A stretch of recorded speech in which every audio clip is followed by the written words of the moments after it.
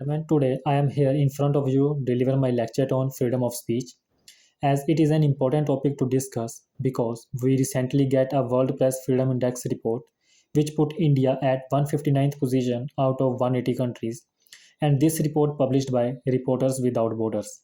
Secondly, it is also alleged that government is trying to curb the voice of citizens and to stop any criticism against it. So with this, let's discuss about the freedom of speech. Freedom of speech is a fundamental right which provided by the Indian Constitution under Article 19 1 subclause A, which stated that every citizen have a right to freedom of speech and expression.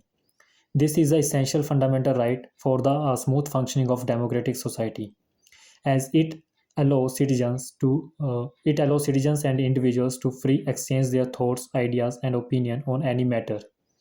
So let's discuss what are the benefits of it. Freedom of speech allow individuals to think critically and to challenge any ideas and authoritative law.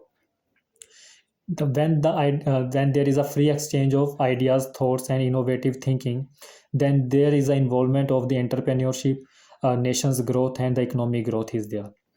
Secondly, freedom of speech also help minorities to raise their voice against any atrocities and help government and make the government possible to frame up policies in the betterment of society and citizen. And freedom of speech also helps citizens to raise their voice against the government law and government authority and make government accountable for their action, as it is an essential fundamental right, but it is not an absolute right, as there are several checks in it that government can resist the freedom of speech in the name of nation security, especially during the wartime and the during terrorist acts.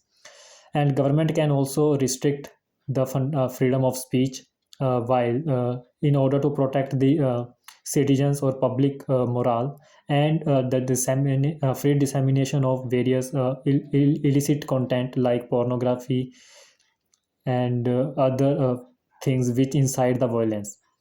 And freedom of speech cannot be the hate speech which raise the violence against the citizens or any community or to target any community or any minority. And freedom of speech can does not mean that there we can do the defame any individual or to harm their reputation. So let's discuss what are the various challenges in the freedom of speech. The first challenge is the 124 section of Indian Penal Code, which is a sedition law, which states that government can resist or penalize any person which do any act against the government which incite the violence against the government. So it is several times debated that whether this is a government way to stop the to stop its criticism. Secondly, there is a 1971 Code of Contempt Act which resists public to do make any views or publications against the court ruling and to which lower the authority of courts. And it is also very difficult for us to provide the freedom of speech while curbing the misinformation spreading on the digital media. And it is also several times seen that several books or films and several documentaries which is censored by the government in order to not to that it hurts the sentiment of people and can incite the violence amongst the community.